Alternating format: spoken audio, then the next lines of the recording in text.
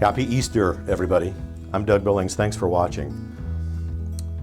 You know, there's a lot of people that I've met in life, and when I give talks at work or in my spare time with other groups, I'm reminded on this day especially that the unbelievers think that this is a myth, that this whole resurrection thing is crazy, that it doesn't make any sense. How can you believe it?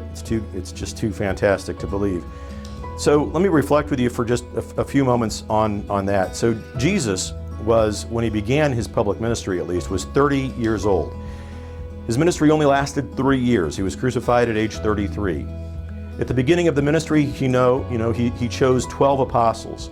The apostles were young boys and young adults from the ages of 16 to 22. John was the youngest apostle at 16.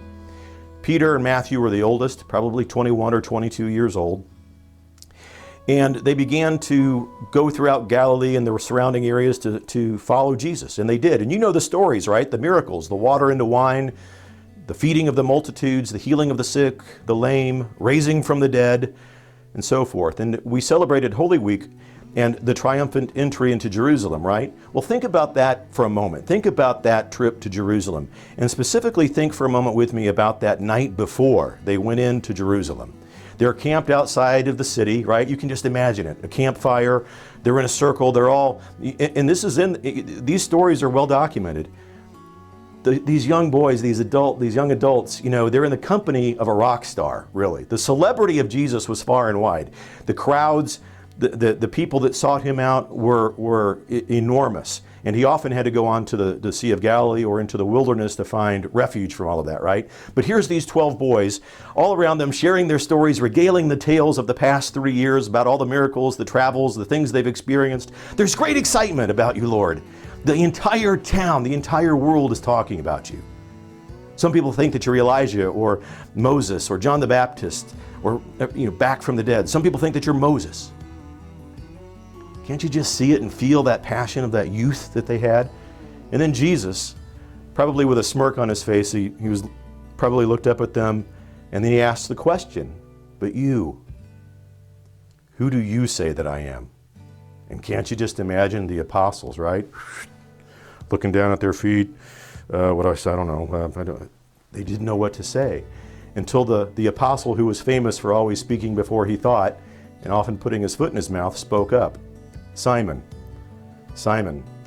walks over and looks at Jesus and says, "I believe that you are the Messiah, the Son of the living God." Wow. And now the apostles, can't you imagine what they looked like?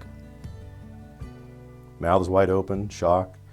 They probably had a sense of it, but none of them were brave enough to say it. And that's why Jesus walked over to Peter, put his hand on his shoulder and said, "Simon, because of this, you've shown yourself to be blessed among men. And so from now on, I'm going to call you Peter, the rock. And on this rock, I'm going to build my church. And the gates of hell will not prevail against it. To you, I will give the keys to the kingdom of heaven." And so at that very moment, Peter becomes the first pope and the de facto leader of the apostles. The church is founded. A few nights before, the first Eucharist was celebrated at the Last Supper. The rock. The church. And so, fast forward to the next day, the entry into Jerusalem, the crowd goes nuts. They're going crazy. 3 days later, Jesus is tried and convicted, falsely so, and executed on a cross.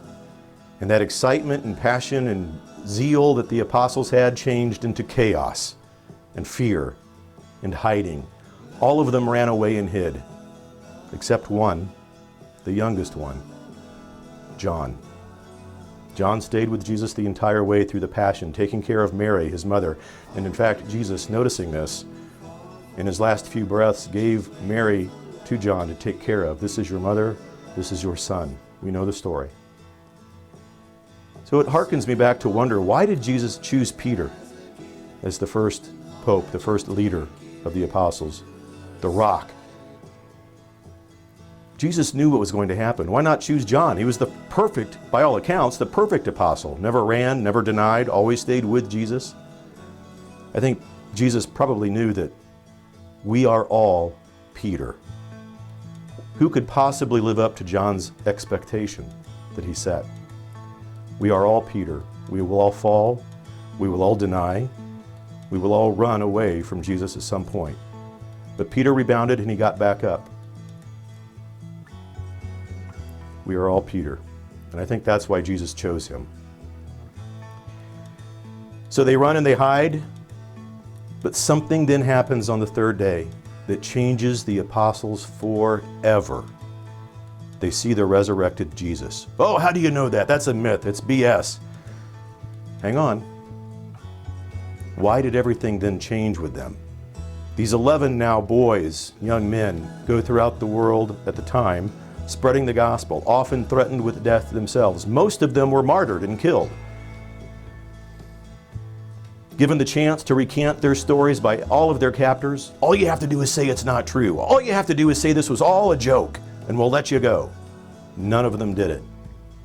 None of them. In fact, when Peter was captured for the last time, he said, I don't deserve to die like Jesus did.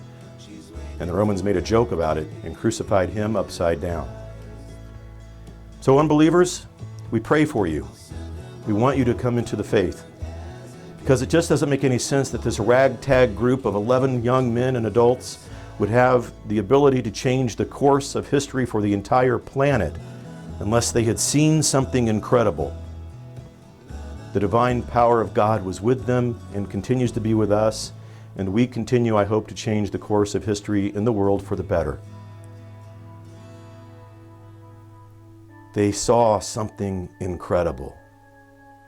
And we have the ability to see it too through the eyes of faith. Happy Easter. Believe it.